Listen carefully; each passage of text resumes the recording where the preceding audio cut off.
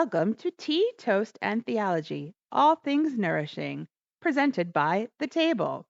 Find us on the web at the-table.church.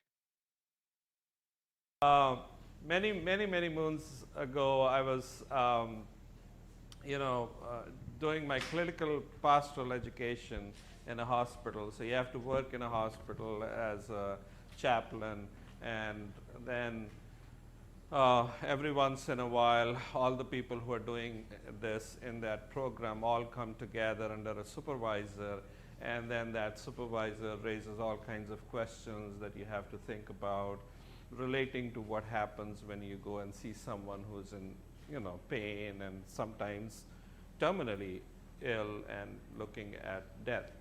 And so those things were, those discussions were quite uh, tough at times, right?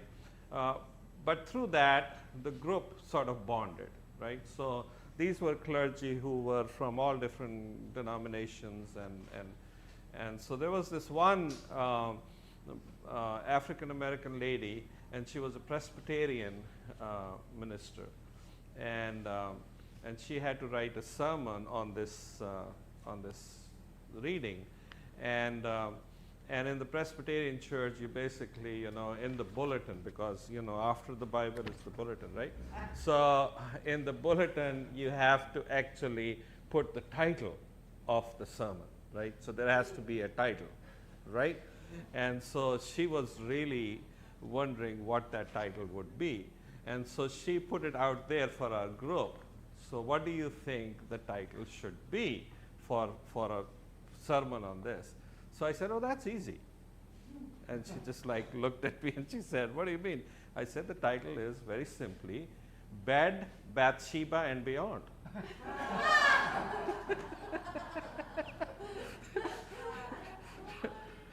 Right? Because you see, that's what we do with this story, right? We get so drawn into the bed part of Bathsheba's story, right? That we miss the beyond part of what happens in that story, right? And I was really hoping and praying that today with this group, right? I was we don't have to talk about the bed Bathsheba part, which when I was growing up, I had a professor. So know this, that I grew up in overwhelming Islamic country, Muslims, right? And very rarely anyone was ever interested in knowing what Christianity was or reading the Bible or anything like that. And so if you were academic, sometimes you would venture out and read or even admit that you read the Bible, right? Sometimes you may have read it, but you don't want to admit that you read it, right? And so we were in a classroom, and there was this professor. Unfortunately, he passed away last year. One of my real ideals from that time. He was my psychology professor. Really great guy. Actually, really progressive for his time and the society he was living in, right? Because he used to very openly challenge the societal norms of that society and what was happening in that country at that time. And so one day, I'm the only one in the classroom of 40 people or something, and in our college class, and he points out, he said, I in front of everybody, he said, when I was growing up and I was about 16, 17 years old, like you kids, I used to love reading the Bible, especially the Old Testament. And now I'm feeling really good. Oh, that's my holy book. He likes to read my holy book, right? And he said, yeah, there are some very interesting stories in there. When you're a young boy, it's a fascinating book to read. And now I'm beginning to wonder, what's he talking about, right? And he said, yeah, there are all these stories. They are very graphic, And I was like, oh, he's reading it for the wrong reasons, right? Right? But the point is, there is a lot, especially in the Old Testament, which gets to be very graphic, like what we just heard today.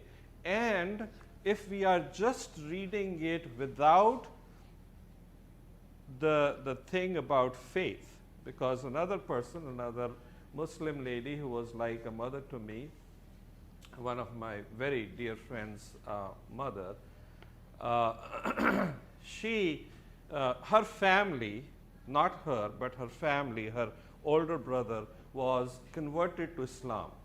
And she was born as Muslim, but so this was the time when India and Pakistan were being formed and there was a separation happening. And so those who were on the Pakistan side of the border, they decided to become Muslims if they were not already Muslim. And the ones who were on the other side sometimes decided to become Hindu, because that's what the majority was going to be on either side. So there was a lot of conversion that happened at that time. And this family was a Sikh family, and they converted to Islam. So she was born but because of that, she was always very interested in all the different faiths. So she would read the Bhagavad Gita, she would read, all the other different texts. And one day she said to me, you can read all these texts, okay, but if you are not a believer of that particular faith, it means nothing to you. And as a young man listening to this, it has stuck with me that oftentimes, and I have often questioned that oftentimes when we read the text, right, we read it with faith. We don't come to the text just as it is. Because if we just came to the text as it is, we would not be getting what we get from this, right? We just get all kinds of other things from a text like this. You see what I'm saying? So that is the first level of how it can be read, as someone who is not in the faith, who doesn't want to get anything of faith through this. Right? And then comes to something like this from a place like that. So, what am I really saying? When you hear criticism of the text like that from that perspective, which is not necessarily raising the questions that you did, John, I'll come to those questions too, because they are coming from a perspective of faith, right? So I'm talking about the base level, right? Where people are asking questions and are very quick to be critical of that text, or not even critical sometimes, but say what my professor did. Oh, those were lovely stories for me as a young boy, right? And you kind of scratch your head like, what? Because I never read those stories like that, right? The second level, I would say, is when we come to the story and we find something that is morally incongruent, which is where you are coming from. That this is morally incongruent. I do not see how a person who commits adultery, who is then trying to figure out, he's scheming, right? He's scheming. He actually says to wash your feet in the Old Testament basically oftentimes means where the feet meet, right? And so that's the area he's talking about. He's actually telling him to go and have an intercourse, right? Why? He's scheming it. He's scheming that you go home and you do this stuff so that tomorrow everyone will think it was your baby. He's scheming it, right? And it's very clearly said. Unfortunately, we read it as wash your feet and we're like, oh, that's interesting. He said wash your feet. Okay, he'll go and wash his feet. Well, that's not what he's talking about, right? So he's telling him to go and do this.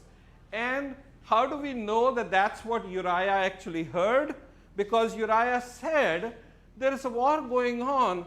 How can I go and sleep with my wife at home? So he heard it right. Right? So, so that's what it was. You know, David is trying to, is scheming and getting him into a situation where then he can get out of a situation. Right? And when that situation doesn't work, he says, okay, this is a tough nut to crack. Right? And then what does he do? He says, okay, I'm going to go up a notch.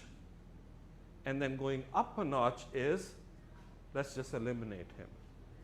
Because he is not doing what I think or I thought I could make him do. Right? And what I wanted to raise from that was that story, and I'll come back to the perspective of levels. But what I wanted to raise from that is this idea of having power and then being abusive with it.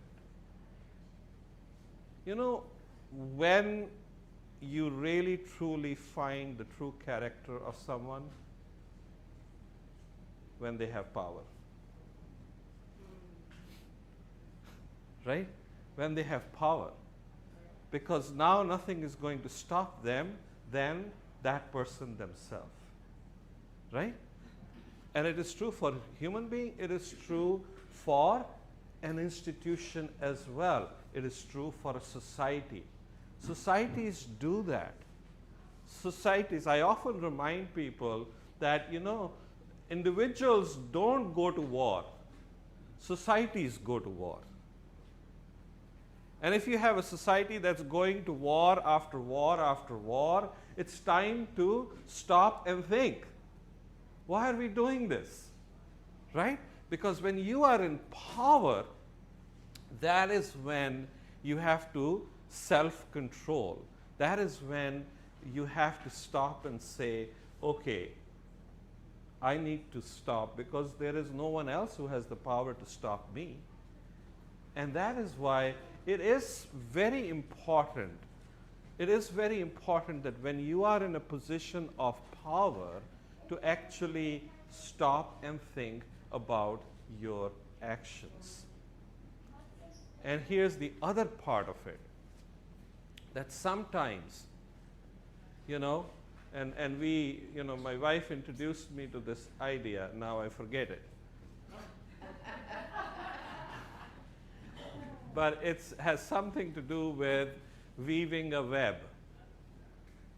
Yeah? Oh, what a web we weave when we first try to deceive. Right. Oh, what a web we weave when we first decide to deceive. One sin leads to another, to another, to another, to another, and it keeps becoming bigger and bigger and bigger. And you know why all that process happens? Because every time we are trying to actually undo and protect ourselves from the sin we just committed. So our desire to protect ourselves from this sin leads us to a higher sin, leads us to a higher sin, leads us to a higher sin, and we keep going up the ladder. So first it was just adultery.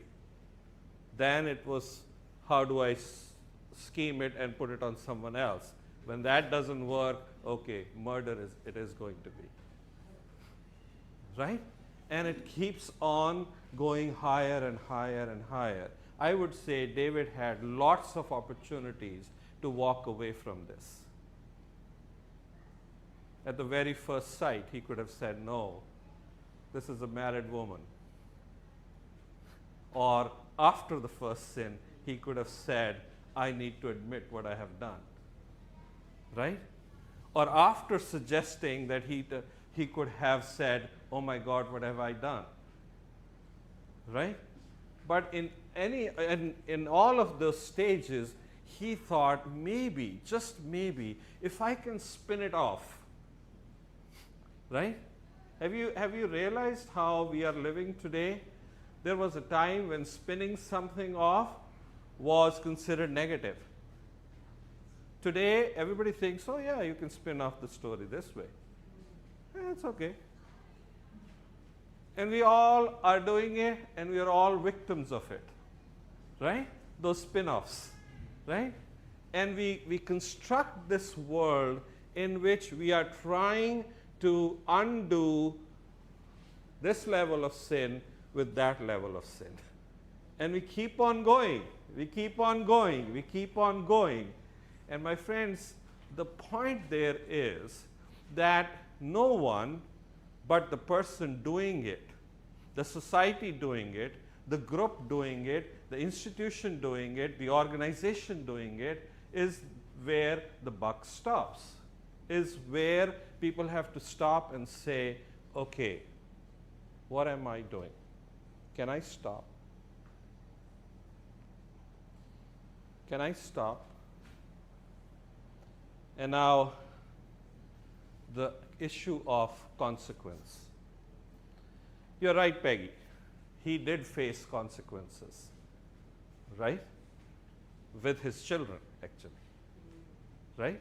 So it's a very interesting telling story that what happened with one birth ended up having a direct consequence in David's life, right? So there were consequences. Moses faced one of the biggest consequence, right? You know what his consequence was? At the last moment, God said, go up the mountain, look at where we are going to go. But you won't be going there. Right? See where I, so that you know that I'm the one doing it, not you, because it's getting to your head. And actually it happened when when people were complaining about water, right? And he said what? He said, oh God, listen, these people are complaining so much. I don't know what's wrong with them, blah, blah, blah. And God says, oh, time out. I think you think that you are leading them. Right? Shift your perspective. You're not the one leading them. I'm the one leading them. Right? And because you get it wrong, because now you're so absorbed in who you are, and your head has become way too big, guess what? I'll show you where we are going, and you're not going there. So he did face consequences in his life, right? And if we are honest, we all face consequences in our life, right? We all face consequences in our life. Now, we may spin them to say, oh, that was not a consequence, right? But we all do. And that is something for us to also consider, right? Now, here's the part where I would say that kind of questioning that you raised today, as Amanda said, is what I love about our community here. Because it's not about, oh no, I'm going to defend my Bible. I'm going to defend my God. I'm going to defend my Jesus. You know, when I was in college, one of the people on campus was this South Indian, bishop of the Orthodox Church. So there's an Orthodox church in India. It's called Syrian Orthodox because that's where it came from, right? And he used to dress up like a Orthodox bishop with this thing that went on with 12 crosses on his head, and and so he used to walk around the campus like that, and as teenagers, we thought that was very cool, and he was very cool, and he was cool, and so. And he had this, everything he said was like this, right?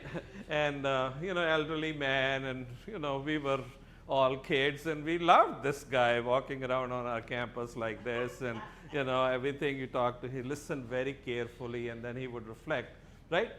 And so at that time, that movie Last Temptation of Christ came out. And my friend, who was, a good Christian, thought that that was the most horrible thing for the college to do, to show this movie, right? And so he was really upset and offended. That word offended was not in the parlance that time, right? But if we were to use today's language, he was offended, right? And he was not happy with that. And so what do you do when you're a young person and you have something like that? Well, you go to the guy that you look up to, right? So he went up to Bishop Makarios, and he said to him, Bishop, the college is showing this movie here, and this is very offensive to me as a Christian. And Bishop Makarios just kind of like listened to him very carefully, and then he said, I see, right? And then he said, so if that is making you offended, right, then we have a very big problem. And my friend was like, what do you mean big problem? He said, that's just a movie. That's just a movie. If that makes you so mad, then we have a very big problem. And then he said, and the problem is with your faith. Go and examine your faith. That such a little thing can offend you, and you get so upset about it. And I've never forgotten that, because a lot of times we get all worked up about something, not recognizing that the problem just may be with our own selves, right? How are we going to receive this? And again, I thank you all for being a community that is so deeply rooted in faith, that is not rattled with questions like that. Because we are here not because we are afraid and we have to somehow hold on to something. We can deal with our sacred texts, look at them, and gratefully we can look at them, as Peggy said,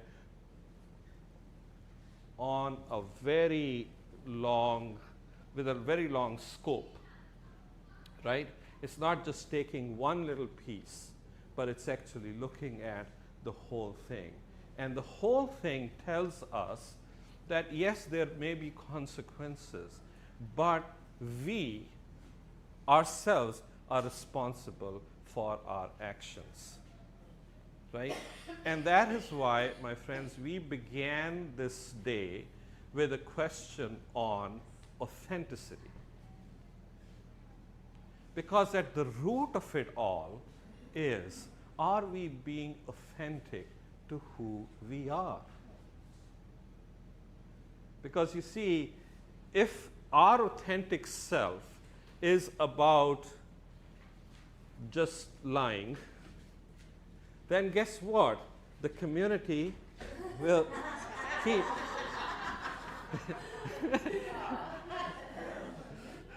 then guess what? The community will keep on spinning off one lie to another, to another, to another. But if we were authentic,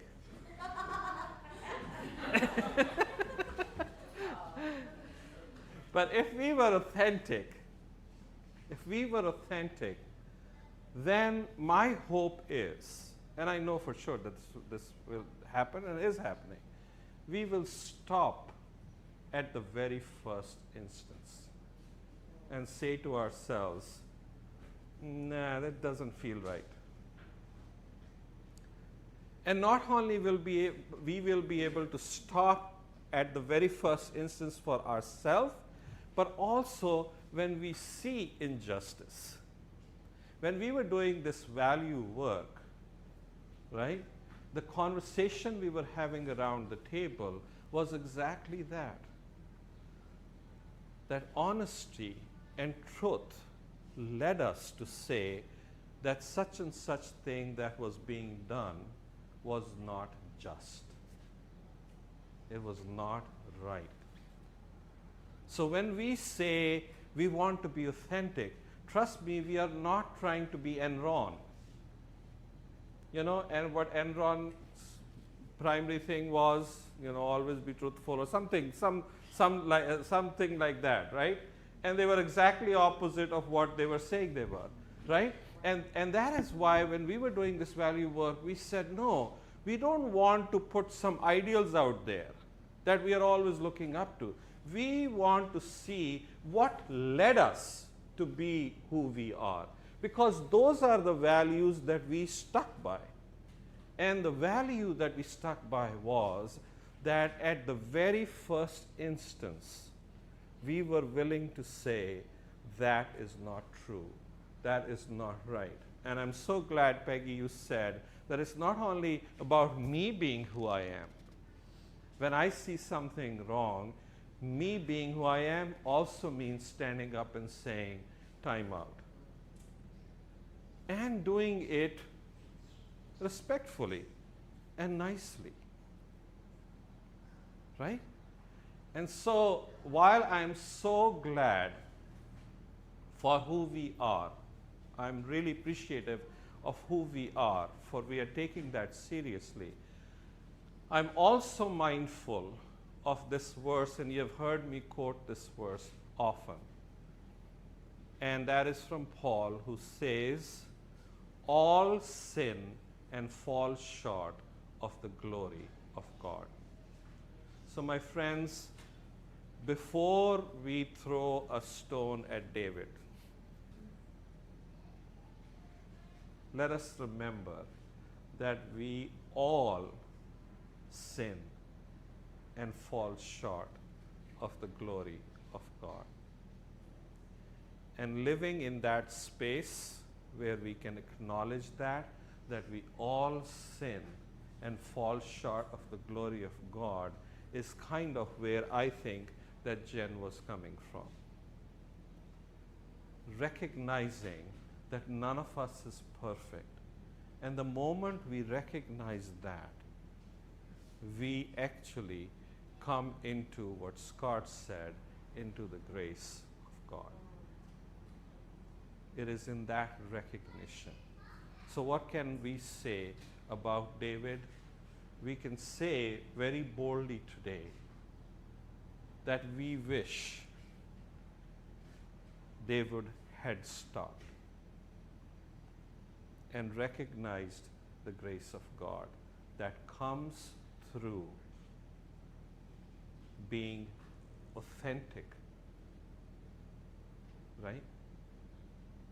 And my last thing I'll leave you with is, what if for someone being authentic is being someone who's never going to tell the truth?